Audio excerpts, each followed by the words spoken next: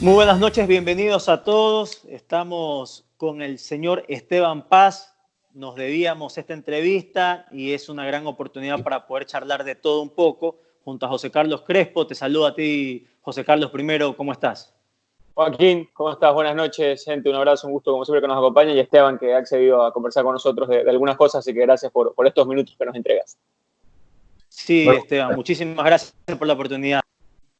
Gracias por la invitación, por supuesto. Feliz de poderles atender y que sea una charla de poder esclarecer, ¿no? Que podemos analizar para que cada uno pueda tener una visión y una mejor óptica y terminar con un buen análisis sobre los hechos y las actuaciones de cada uno. Sí, sin duda alguna, ese es el tema, justamente esclarecer, conocernos un poco más, que usted también pueda saber la opinión de cada uno, porque nosotros al final del día siempre en Fútbol Sin Cassette entrevistamos, no opinamos. Después ya nacen cosas de cada protagonista y la gente toma su postura. Nosotros no hemos tomado ninguna postura y eso es lo importante que quería decírselo aquí públicamente delante de todos, que le pude yo escribir en la noche explicándole más o menos nuestra postura, nuestra ideología también con nuestro programa y por eso lo queríamos con nosotros para conversar de esto. Primero quiero saber sinceramente qué piensa de toda esta situación, de dónde cree que nace, porque se arman conjeturas, la gente especula, pero obviamente una cosa es el hincha y otra cosa es un dirigente con su experiencia, Esteban. ¿Con respecto a qué? ¿A qué nace lo de qué? ¿De dónde cree usted que nace este tema de Ángel Cheme? Porque muchos han hablado de que no, es por esto aquí, es por esto de acá. ¿Usted lo pensó así o por dónde lo ve? Mira, no, a ver, el momento sin duda es muy, muy sensible, ¿no? Después de lo que pasó en la federación, que encontró un nivel de conflicto alto, donde se ve un choque permanente y constante de dirigentes por diversas opiniones o percepciones que se tiene sobre el manejo del fútbol, eso causó una ruptura en el fútbol, ¿no? Y si sumamos toda la sensibilidad que estamos teniendo por lo que estamos viviendo, ¿no? Hay una situación que no nos imaginábamos que íbamos a vivir y eso ha causado que la gente tenga miedo, que esté preocupada por las familias, por la economía individual, personal, de las empresas, que todo se está desmoronando. Entonces, todo eso ha causado que el ambiente esté mucho más pesado, ¿no? Y dentro de eso, por supuesto, ¿no? Mira, Ángel Cheme tiene todo el derecho de salir a decir las veces que quiera su visión de los hechos y cómo acontecieron. Sorprende el momento, sí, por lo que estamos viviendo, porque no seguir escalando en problemas y en conflicto no le conviene a nadie. Nadie quiere seguir escalando en problemas y en conflicto, ¿no? Más bien al contrario. Personalmente lo que yo buscaría y busco es desescalar. He tratado inclusive de mediar en varias posiciones con distintos actores del fútbol que nos tiene hoy separados. Pero finalmente Cheme tiene todo el derecho de decir su versión y dar su versión. Y como yo tengo, por supuesto, mi visión de los hechos y la historia con los hechos se cuentan por sí solos, ¿no? No hay que cambiarlos, ¿no? Y también dentro de esto entran otros actores que tratan de utilizar este momento para tergiversar la realidad y hacer ver, obviamente, que el conflicto o la predisposición al conflicto sea mayor. La realidad, Esteban, es que el proyecto Fútbol Sin Cassette desde sus inicios lo buscó a Ángel Cheme y lo buscó porque creo que usted, si estuviese del otro lado, digamos, no una parte involucrada, sentiría que también es uno de esos momentos icónicos para mal que tiene nuestro balompié, lamentablemente. Y se hizo muy difícil, no lo podíamos contactar, lo contactábamos, no nos podíamos poner de acuerdo. Incluso antes de la pandemia estuvimos cerca de viajar a Quito, pero bueno, se dio lo que se dio, entonces fue imposible. Y realmente hace más o menos un mes pudimos cuadrar y termina siendo siquiera una coincidencia desde su lado negativa con todo este momento polémico, en donde termina siendo eso, una coincidencia, como digo, un camino en el que siempre quisimos tenerlo a Ángel Cheme como invitado, porque sabíamos que era una historia que había que escuchar. Obviamente no sabíamos lo que nos iba a contar y termina siendo esta situación que acá la intentaremos convencer un poco. Y ya para entrar medio en la materia, Esteban, yo le pediría, dentro de lo difícil que es regresar 10 años atrás, o casi 10 años, ¿cómo recuerda usted los hechos? O sea, ¿en qué momento Ángel Cheme o Gonzalo Chile en ese momento empieza a ser conflictivo con la llamada de Patricio Torres, con el verdadero Gonzalo Chila que va a la oficina. Le pido que dentro, insisto, lo posible, haga un recuerdo de los hechos. ¿Cómo pasó lo que finalmente después termina reventando en este escándalo que usted ya conoce?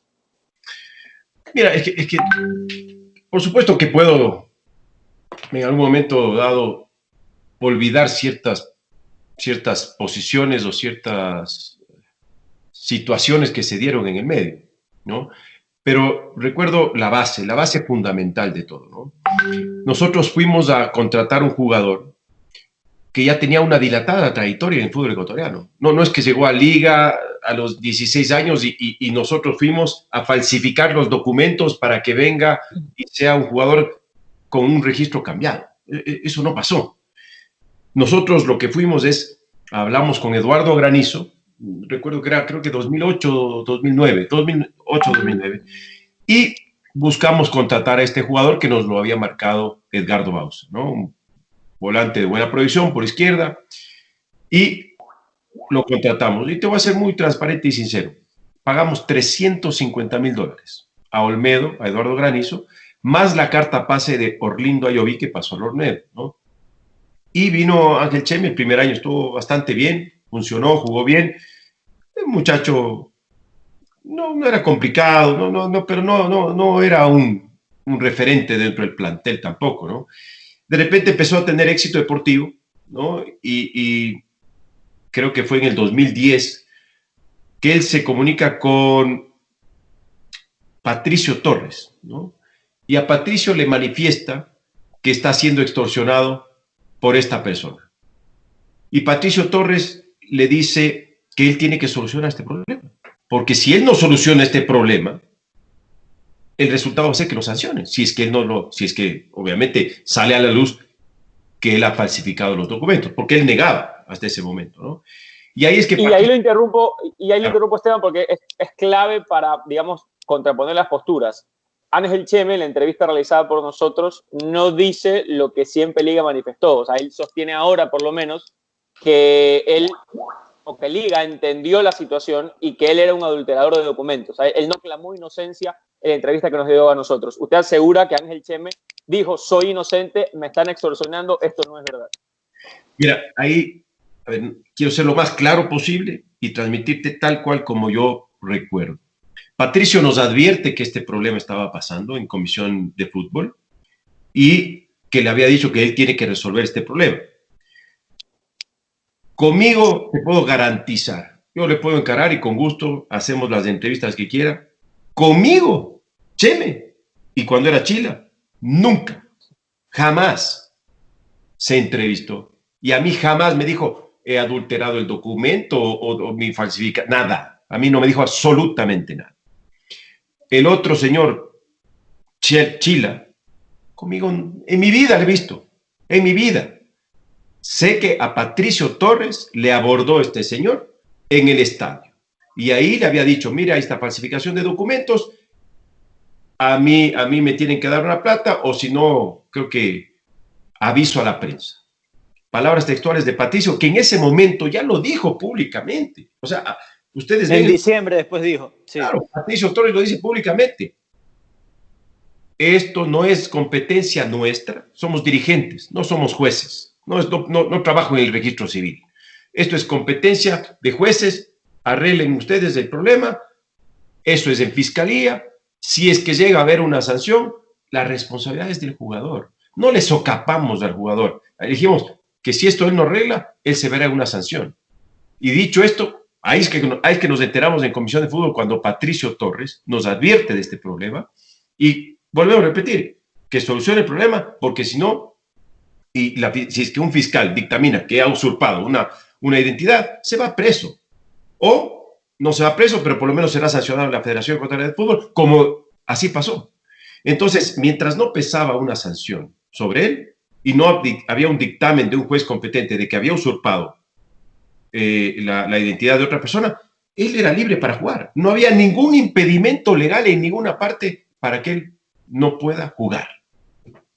pero Patricio les dijo a ustedes como en la comisión, él se entera de este tema con Gonzalo Chila, de este acercamiento, y les dice en finales de julio a toda la comisión, a usted y a su padre, digamos, pasa esto con Ángel Cheme. Ustedes cuando tuvieron conocimiento de eso, a mitad de año del 2010, conversaron también con el jugador, le dijeron, oye, ¿qué te está pasando? ¿Qué ha pasado? ¿Trataron de ustedes también ver la manera de investigar algo o lo dejaron simplemente que se encarguen las autoridades, como está explicando? Recuerdo vagamente si hablé o no con Chila después de eso.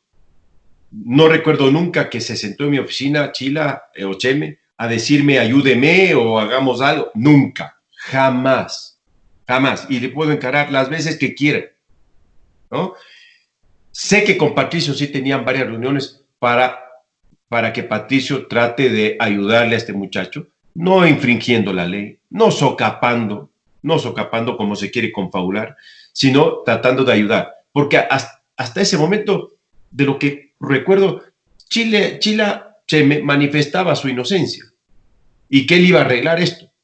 Y seguramente estaba desembolsando algún dinero para sostener esta información. Después ya cuando salió toda la luz, entiendo que él ya decidió no seguir pagando por estas extorsiones y es ahí que ya fue sancionado cuando se determinó que él sí había usurpado la identidad. Nunca nos opusimos a que le sancionen y perdimos muchísima plata porque él estaba siendo negociado en ese momento a México.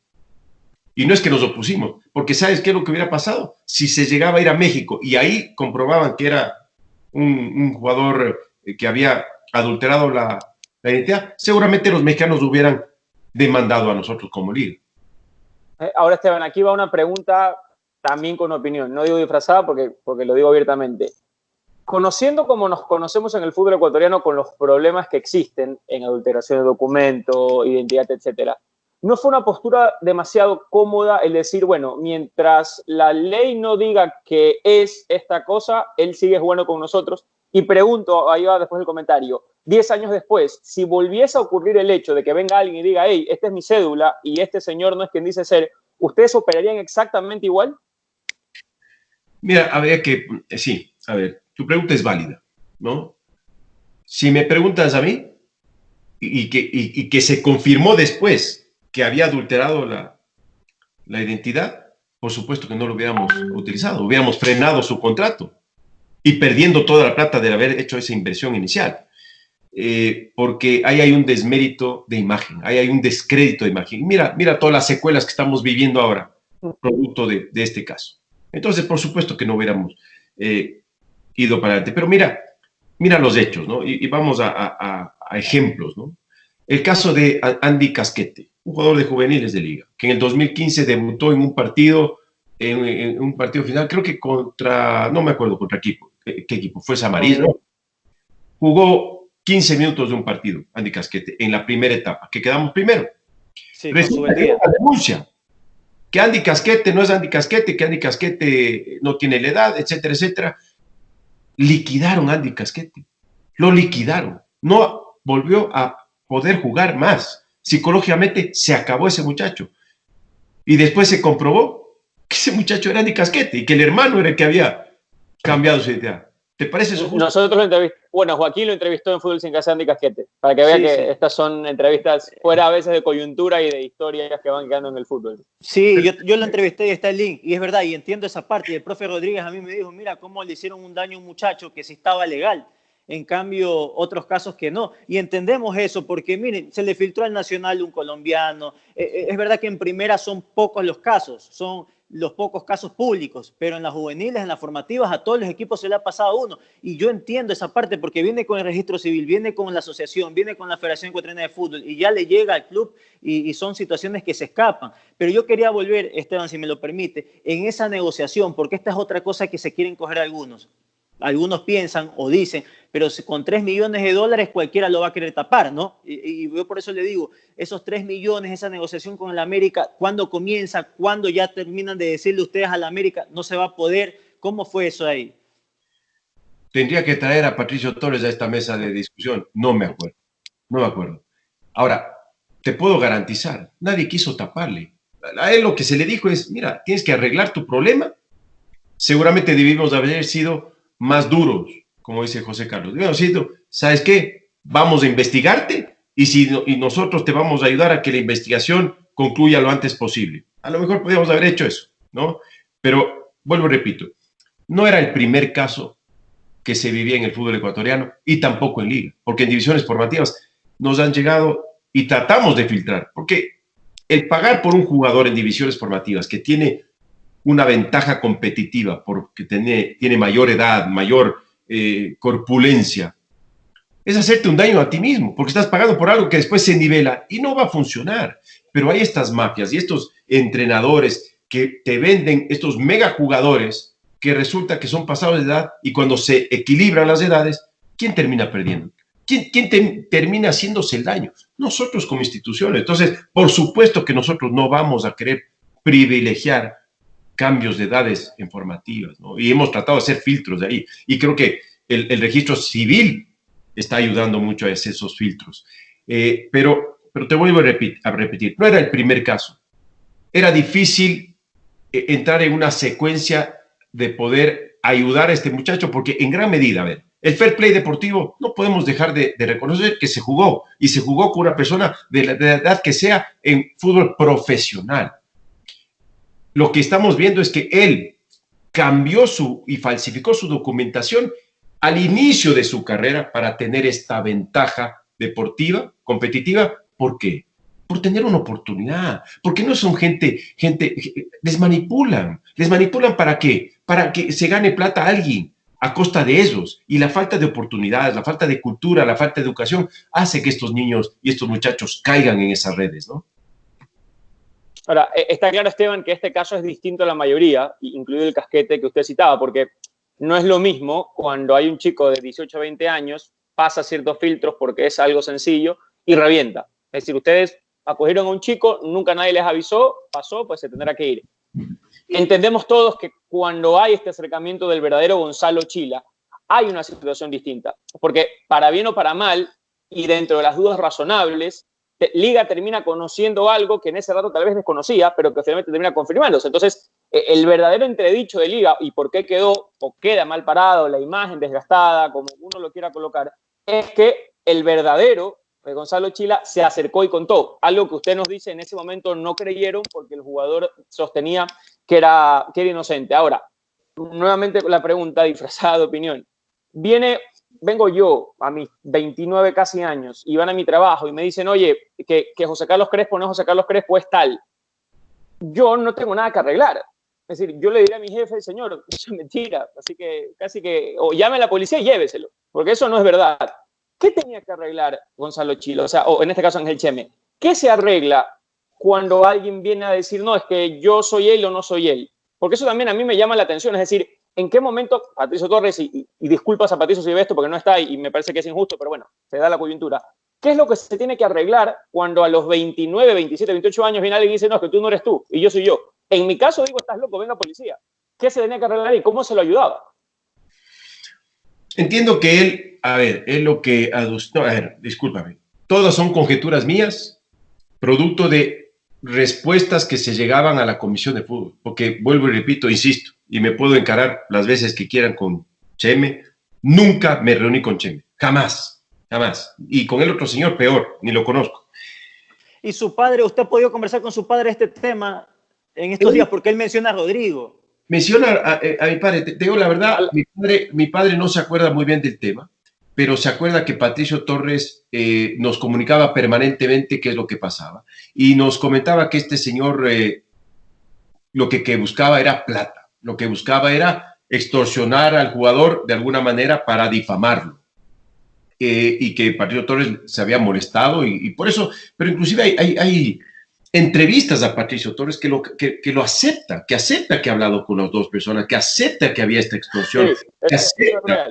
O sea, nunca ocultamos nada, como quieren confabular en este momento, que hemos ocultado. Nunca ocultamos nada. Simplemente no estábamos capacitados como jueces como para saber si en verdad había habido usurpación de identidad. Eso es todo. Y mientras no había una sanción de por medio, mientras no se presentaba en fiscalía una sanción, a lo mejor, como dice José Carlos, sí, hoy tal vez debimos haber actuado anticipadamente para eliminar cualquier tipo de riesgo. En el caso de Andy Casquete, actuamos así. En el caso de Andy Casquete no lo volvimos a hacer jugar. Y mire dónde terminó. Entonces, es muy subjetivo. Y había que tomar ese momento la decisión con varios casos que rondaban el fútbol ecuatoriano en ese momento. Esteban, ¿por qué le dieron la oportunidad de que continúe a pesar de todo lo que pasó? Yo le escuché, es verdad, habló en otro medio y que le dio pena el caso, el muchacho y todo eso, pero sabiendo que los termina perjudicando a ustedes, que les engañó, que los termina estafando, aparte que termina cometiendo un acto delincuencial, más allá de esta extorsión, y después que uno conoce que lo ha conocido de toda la vida Gonzalo Chila, y es verdad que estuvo en Aucas, en Olmedo, ¿por qué darle la oportunidad de que siga un año más en Liga de Quito? Mira, porque en eso sí te puedo decir con claridad. Mi padre tiene una enorme capacidad de ser solidario, ¿no? Y él es muy empático con estos muchachos, ¿no? Por eso tiene una gran relación y tiene una gran relación con todos los jugadores. Y él nos decía, ¿acaso lo hizo sabiendo las conclusiones, sabiendo lo que iba a pasar, o lo hizo por desesperación de tener una oportunidad? Y cuando tú conoces a Cheme, te das cuenta que es un muchacho de un estrato social bajo y que seguramente se iba a quedar sin pan ni pedazos. Y por eso se le dijo, mira, mientras dure tu sanción, no te vas a quedar en la calle. Toma un sueldo. Y se le pagó un sueldo y entrenó aparte durante todo ese año hasta que se venció en la sanción y después él ya se fue. Lo que sí me acuerdo es que Cheme, después de haber pasado por varios equipos, regresó y me pidió disculpas, que quería volver a Liga, pero ya era cosa juzgada y no convenía que regrese. Ustedes, dentro del proceso, cuando pasa y se enteran, en principio por este aborde del verdadero Gonzalo Chila, realizaron una investigación, es decir, ¿cómo se movió Liga? Va de nuevo un abrazo a Patricio Torres, que seguramente es el que estaba encargado del tema, pero ¿cómo se mueve Liga? ¿O qué hace Liga en el momento que le dicen, señor, está pasando esto? Mira, lo que te puedo informar, y vuelvo, repito, ¿no? Tendríamos que tener a Patricio acá para que nos comunique todos los pasos que él seguía. Él era encargado de este tema, ¿no? Pero nos iba informando y nos decía, miren, el caso ya se está ventilando en una corte o en la Fiscalía de Esmeraldas, creo que nos dijo. En Esmeraldas ya han presentado una denuncia, ya se está ventilando el caso. Bueno, perfecto. Ojalá termine no siendo juzgado negativamente, en este caso Cheme, y que todo esté bien. Terminó siendo juzgado mal, se identificó que no era el nombre correcto y por eso terminó siendo sancionado. Pero eso se lo advirtió, vuelvo, repito, y todos los pasos ya los advirtió Patricio Torres en sus comunicaciones, y eso es lo mismo que nos comunicaba a nosotros, ¿no? Y a la FEF, ustedes, Patricio Torres le informaba o le informó, hey, hay un proceso en Esmeraldas, no. Está pasando esto, hay una posibilidad. No creo. Primero que el caso ya se hizo público, ¿no? El caso ya se lo hizo. Pero se hace público en diciembre, o sea, ya cuando revienta realmente por el secuestro de Guido Manolo, que ya vamos a entrar un poquito en ese capítulo también. Pero digo, entre agosto y diciembre, ¿ustedes a la FEF le informaron algo? No recuerdo. Tenía que traerle a Patricio Torres aquí a colación a que nos diga lo que había pasado. Lo que sí te puedo decir es que apenas salió esto a la luz, lo que sí Patricio nos informó es que había un grado de extorsión, que le demandaban plata al jugador, ¿no? Entonces, eso nos dejó un poco preocupados. ¿Por qué extorsionarlo al jugador? ¿Por qué exigirle plata? Y que el jugador decía, no, es que es mi compadre, que es mi conocido, y le seguía pagando. Y entiendo que lo seguía pagando inclusive cuando estaba en otros clubes. Después nos enteramos que le seguía pagando a esta persona en otros clubes, pero esto salió a la luz ya muy tarde, ya después, ya cuando ya estaba todo consumado y cuando ya no le alcanzaba la plata que le daba el jugador a este individuo y quería mucho más. Mire, que eso es interesante lo que usted acaba de decir, Esteban, con el tema que en su momento, al principio, le dijo, no es que es mi compadre, yo le he pasado una plata. Entonces, aparte de negarle, ¿qué más le decía? O sea, ¿qué les decía el jugador? O sea, él decía, no, yo soy inocente, sí soy Gonzalo Chila, pero acaba de decir que le decía que era su compadre también. Mira, la verdad, puedo darle 10 vueltas a esto, pero no tengo una recolección específica. Recuerdo vagamente, ¿no? Las cosas más, la superficie de esto, ¿no? Lo único que te puedo garantizar es que no hubo mala fe de parte de nuestra. Siempre hubo el afán de ayudarle a este muchacho. Y sobre todo de la inversión que hicimos, porque no sabíamos que podíamos también transferirlo internacionalmente.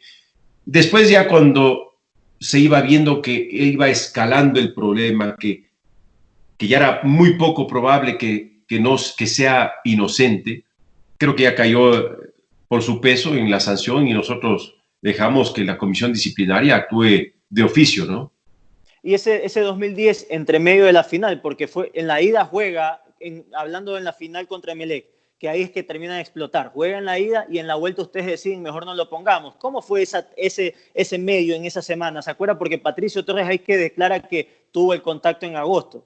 Sí, ahí recuerdo que ya fue un momento en el que ya la problemática creció y que ya le vimos dubitativo al jugador, ya vimos que lo más probable es que era culpable, lo más probable. Nuevamente, uno puede llegar a poder crear una posición en base a las variables que uno tiene al frente, pero mientras no sea juzgado, era muy difícil todavía tomar una posición. Pero me parecía que ya estaba el hecho consumado. Y mire, nos pasó algo muy parecido con Alexander Domínguez, ¿no? Y Alexander Domínguez terminó siendo sancionado 6 meses. Y después, estos chicos en Esmeraldas, al norte de Esmeraldas, nacen y recién les registran a los 2, 3 años. No les importa registrar a sus hijos. Y por eso se crean todas estas discrepancias, divergencias, y claro, en esas zonas complicadas, muchas veces el registro civil ni siquiera funciona. Entonces, nos pasó con Alexander. Es decir, ya teníamos algún tipo de experiencia en esto que muchas veces sí eran positivos, pero también muchas veces eran negativos. Y justamente, Esteban, con esta experiencia que nos relata con Alexander Domínguez, que también fue polémico en aquel título 2007, ¿no tuvieron miedo, Esteban, Patricio, Rodrigo, Comisión de Fútbol, no tuvieron miedo cuando Liga iba a la final, se perfila ganando la segunda etapa, de que este proceso en marcha, con una posible extorsión, les termine reventando y que genere lo que finalmente termina generando? Lo que pasa es que no, ¿cómo podemos ser culpables nosotros de algo que no hicimos? Claro, pero o sea, porque siempre, y queda claro, por si alguien no lo tiene así, que Liga no lo contrata sabiendo quién es. Y hay 6, 7 años en donde Chila fue Chila. Ahora, Liga se entera sin estar seguro. ¿Por qué mi malestar? ¿Por qué mi malestar y llevar a escalar el nivel de discusión y una retórica absurdamente negativa que estamos teniendo con el presidente de Emelec? ¿Por qué? Porque él distorsiona. Porque él distorsiona como que nosotros sí sabíamos. No, si sabíamos no lo hubiéramos contratado, pues. Una cosa es haberlo contratado sabiendo que era un jugador falsificado su identidad. Y otra cosa es haber contratado un jugador y que después aparentemente en Liga aparece con un nombre. Después de 7 años de dilatada trayectoria. Ahora, de agosto a diciembre hay la duda razonable, por lo menos, o se empieza este proceso que bien usted nos contaba en los distintos juicios. Por eso yo preguntaba, entre octubre, noviembre, ¿no tenían ningún miedo de que a lo mejor sí podía ser verdad y que ustedes iban a terminar jugando con un futbolista que no era quien decía ser? Dijiste lo correcto. Acaba de decir la palabra perfecta. La duda razonable. Pero de tener duda a tener la razón, hay un paso muy grande. Y si en agosto o en septiembre o en julio hubiese tenido él ya una demanda que hubiese perdido y se comprobaba que él no era Chila, inmediatamente venía la sanción, inmediatamente venía justamente la comisión de disciplina a sancionarlo y prohibía que él juegue. Ahora te digo una cosa, eso pasaba mucho en esa antigua federación, porque había muchos casos. Había muchísimos casos de adulteración de identidades, de cambio de identidades, de colombianos jugando en Ecuador, etcétera, etcétera. Pero esa era la burocracia de esa federación que no investigaba, porque una federación tenía que haber investigado de oficio, porque ese es el ente regulador. El ente regulador es la federación, en este caso, hoy es la liga profesional, que de oficio tienen que investigar esas cosas. Sí, la verdad que fue increíble después, porque en la ficha, tú puedes ver en la Federación Ecuatoriana de Fútbol, Ángel Chemi y Gonzalo Chila, que salieron las 2 fichas y estaba al alcance de la mano y nadie tuvo, digamos, desde la Federación Ecuatoriana de Fútbol, la iniciativa de observar aquello que era muy sencillo y que estaba en el sistema. Yo no sé si José Carlos tiene otra entrevista más, porque creo que le estamos dando vuelta allá a un tema que lo ha respondido Esteban y quisiera aprovechar el tiempo con otra pregunta más, José Carlos. Por supuesto. Bueno, de mi parte, Joaquín, Sí. no tengo censura. Yo quisiera que ustedes me pregunten todo para aclarar para sacar sus conclusiones y hemos... Se te está cortando, José Carlos. Esteban, pasando un poco los temas, porque repito, cada uno dio su punto, sus respuestas, etcétera. Y de verdad que no pretendo entrar en el fuego cruzado, porque mire que lo han dicho mucho en estas horas y creo que el fútbol ecuatoriano necesita en algún punto un poco más de paz y tranquilidad. ¿En qué momento se rompe esta relación con Emelec, con Nasib Neme? Repito, intentando que no haya fuego cruzado, más contando el momento del por qué, y ya los epítetos cada uno los ha lanzado, y pretendemos que en este paso haya más el entender por qué y ya no estas agresiones mutuas. Mira, José Carlos, es difícil establecer un parámetro de por qué y cuándo. Pero definitivamente Nasib Neme tiene una visión de vida y una visión de ser dirigente deportivo completamente opuesta a la mía, o a la de mi padre, completamente opuesta, ¿no? El fin no justifica los medios, ¿no? Y yo veo las actuaciones de Nasib Neme y a mí no me gustan, a mí no me calzan, porque es avasallador, es impositivo, quiere imponer sus condiciones, sus criterios, y para mí eso es incómodo, ¿no? Y te puedo decir, no es una percepción exclusivamente de Esteban Paz, porque habemos muchos dirigentes del fútbol ecuatoriano que pensamos muy parecido, ¿no? Pero obviamente no estoy aquí para hablar por otros dirigentes, estoy hablar por mí.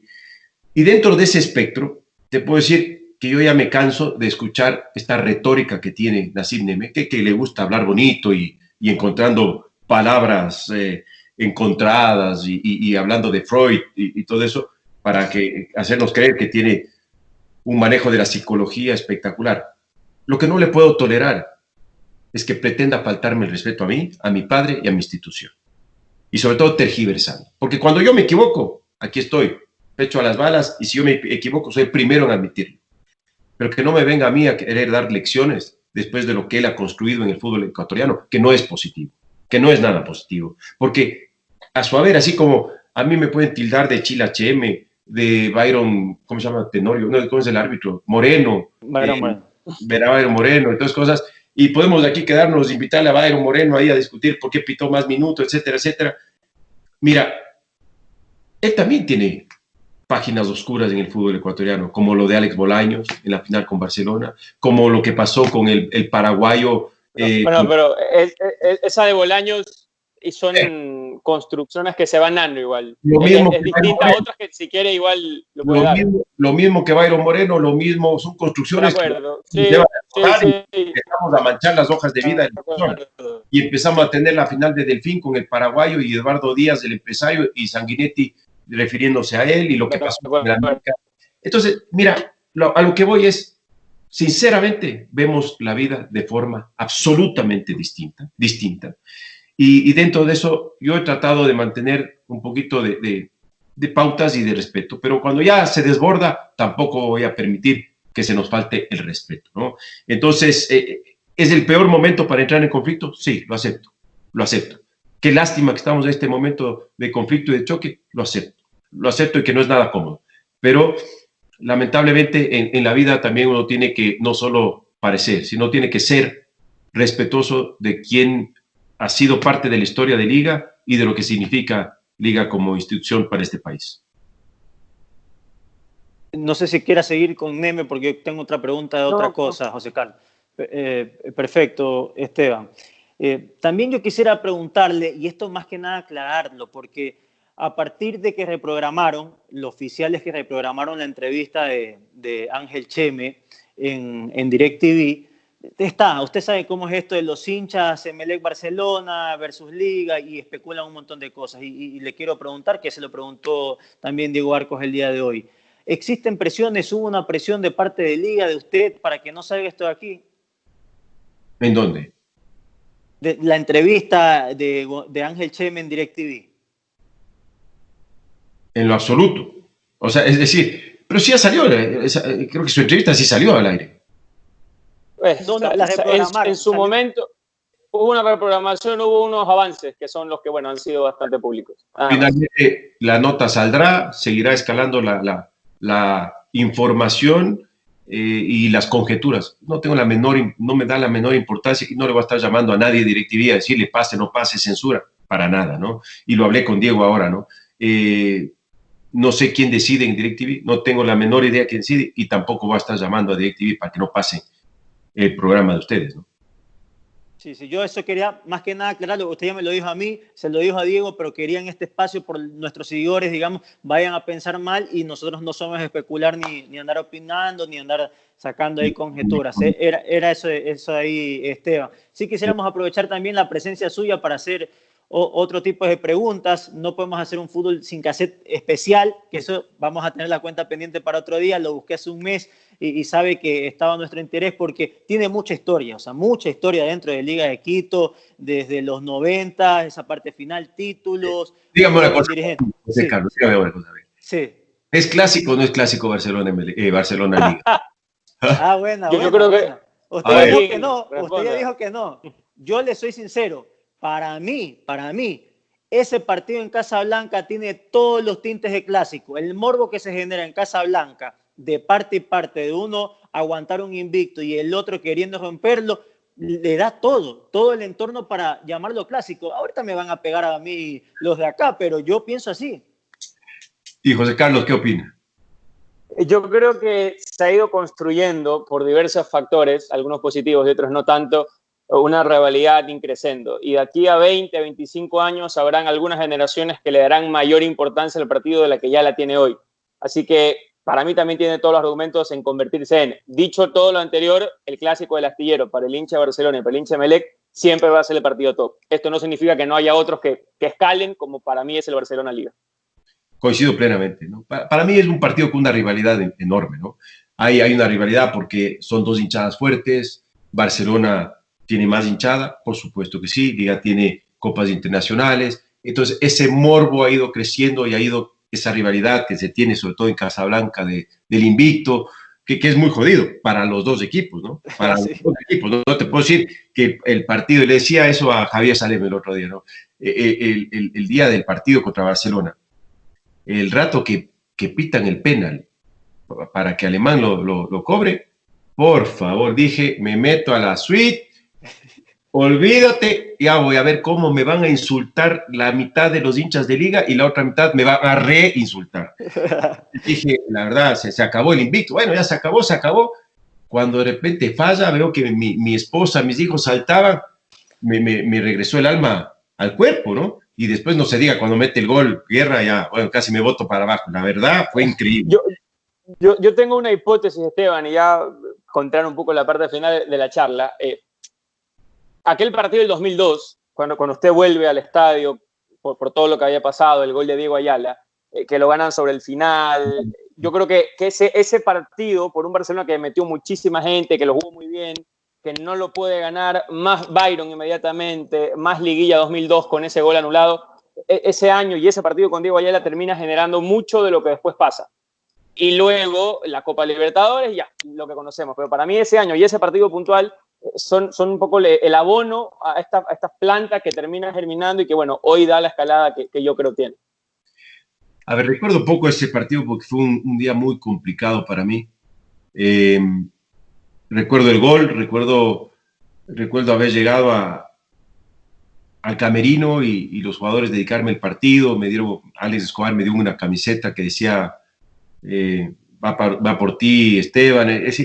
Fue fantástico, pero fue un golpe anímico que en ese momento todavía no necesitaba, tal vez un poco más de tranquilidad, pero después salí adelante y ese partido sí creo que me ayudó, ¿no? El gol me acuerdo del Team Ayala, sobrino de, ¿cómo se llama? Del Team Delgado, ¿no? Sí, del Team. En 2002, me acuerdo perfectamente, creo que fue abril 22. Puede ser, abril, sí, hace poco. Perfectamente ese partido un día domingo. Y les cuento una anécdota increíble, ¿no? Los que me trajeron de donde estaba, todo tapado, camuflado, todo, me decían, oiga, ¿sabe qué lindo partido el que vamos a tener mañana? Digo, sí, Barcelona Liga. Digo, ya. Sí, nosotros también vamos a ir. Mamita querida. Sabía que iban a estar ahí. ¿Se da cuenta? No le creo. O sea, los que lo venían trayendo iban a estar, pero que ellos no sabían pero dijeron de su vínculo. No sabían de su vínculo. Sabía, ¿no? Sino que o me estaban bromeando, me dijeron, además que eran colombianos, pero me dijeron, ahí jugaba Alex Escobar en Liga, entonces sí, vamos a estar ahí para apoyar a Escobar. Claro, yo decía, ojalá no vayan, pero bueno, no sé si fueron, la verdad. Pero no sé si fue el inicio de este conflicto tan grande, te puedo decir. Yo creo que hubieron varios hitos. El principal hito, para mí, punto de vista, y si me permiten decirle, no quiero que sea un monólogo, pero el hecho de que en Quito se fue desvirtuando el clásico de esta región, de esta ciudad, ¿no? Aucas muy alejado de los primeros lugares, sin fuerza mucho tiempo, Nacional mucho tiempo arriba y después empezó a bajar, y con el mayor rival de liga acá es con Deportivo Quito. Pero miren dónde está Deportivo Quito, y creo que Deportivo Quito, ¿por qué le pasó lo que le pasó? Justamente para tratar de rivalizar con Liga y de tratar de pasarnos por encima. Terminó extendiéndose por encima de su capacidad y hoy está muy por debajo. Entonces, la falta de ese protagonismo, de esa rivalidad acá, es que ha hecho que se escale tal vez a esa rivalidad con Barcelona a nivel nacional. Pero, por supuesto, yo creo que coincido con José Carlos, va creciendo, pero está lejos de ser ese clásico. Y si me permites, ¿sabes cuándo? Sí. También creo que un termómetro para que sea un cambio ahí en la pasión de los jugadores y los hinchas, cuando hubo esa pelea ahí interna entre Agustín Delgado y los 2006. jugadores. En 2006. Sí. Eso creo que fue uno de los detonantes para que crezca la rivalidad, ¿no? Y Esteban, para que vea, lo entrevisté yo la semana pasada, el Team Delgado y a Víctor Montoya juntos, para que vea que también enviamos mensajes de paz, por si acaso, Esteban. En Ecuador ahí empezaron la pelea, pues, claro. Sí, pues, ellos fueron los protagonistas. Sí, para la gente que a lo mejor no está pegando ahora, pero bueno, Esteban, también siguiendo con este mismo hilo, porque hemos entrevistado a mucha gente de Liga de Quito, ¿no? Y gente que también ha pasado en Barcelona y en Liga de Quito. Y Franklin Salas, que lo tuvimos la semana pasada, él cuenta, ¿no? Esa final, ese partido donde podía salir campeón Barcelona 2005, esa apertura y clausura, que premio triple, aquí no nos puede salir campeón Barcelona. O sea, se daba esas cosas desde lo dirigencial también, que se mantenga el invicto, motivaciones extras a los jugadores cuando se enfrentaba a Barcelona. Sí, siempre hay una motivación extra, ¿no? Y hay una preocupación. ¿Sabes cuándo me di cuenta que había una preocupación grande ya por ese invicto? Cuando vino Luis Ubeldía y me dijo, oye, ¿qué es esto de este invicto? Oye, ¿qué esta presión que me están poniendo? Porque si pierdo, me han de querer crucificar, me dice.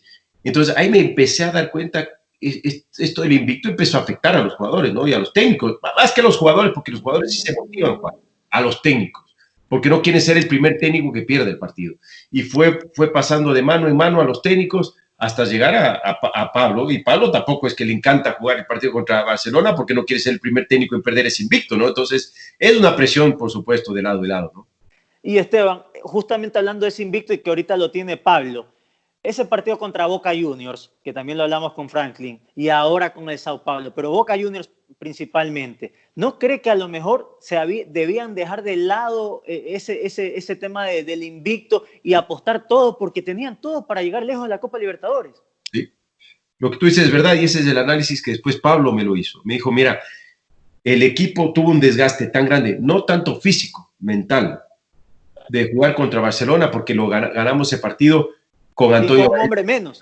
Así es, a los últimos minutos con un golazo de Rodrigo Aguirre y con Anderson Julio, y el desgaste del equipo mentalmente nos complicó para poder jugar después de locales contra Boca, porque como que sentimos que ya estábamos arriba, sentimos automáticamente, no, ya ganamos a Barcelona con uno menos, lo de Boca no va a ser tan difícil, y con la altura, los argentinos que vienen, que la altura, oye, y fue un partido muy complicado porque jugamos mal, nos metieron un gol fácil que falló el Kunti, y después una jugada que el árbitro me parece que se equivoca, tiro libre, se acabó el partido. Después ya todo fue que el penal, que no penal, ya no importaba.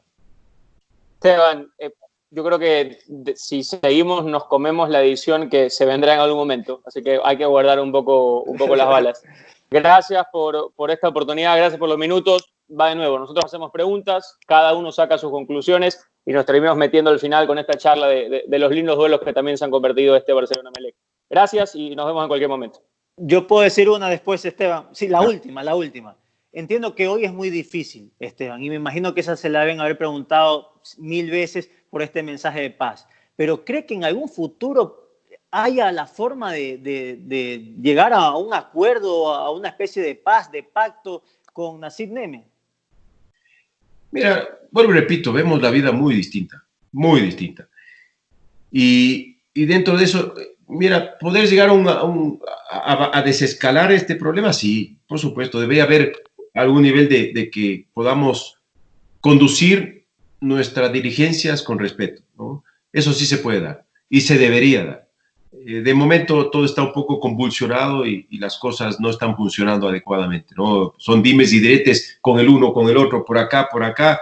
Sí te puedo decir, y le podemos traer acá a Miguel Ángel, he tratado de hablar con Miguel Ángel, he tratado de hablar con Francisco, para que los dos puedan encontrar un punto de entendimiento, no para que se lleven bien, sino para que funcione adecuadamente esta integración que tiene que tener Federación con Liga Pro y que no haya esta desconexión que nos hace daño a todos, que nos hace daño a todos. Entonces, ojalá se dé, ¿no? Que haya más respeto en el fútbol es bueno, ¿no? Es bueno que así suceda. Vemos el fútbol español, que es hacia donde debemos apuntar, porque tenemos a Alberto Díaz, que en la relación, y tuvo José Carlos conmigo, viendo el magnífico inicio de la liga profesional, y fue fantástico. Y tenemos que emular en algún momento, tratar de llegar allá, cometiendo la menor cantidad de errores, porque errores vamos a cometer, pero por lo menos minimizar los errores para poder llegar a ser una buena liga profesional. Ahora sí, le agradecemos, discúlpame José Carlos, el mensaje final, la despedida, y de verdad muchísimas gracias por esta oportunidad, Esteban. Encantado, no, muchas gracias a ustedes, con gusto de atenderles.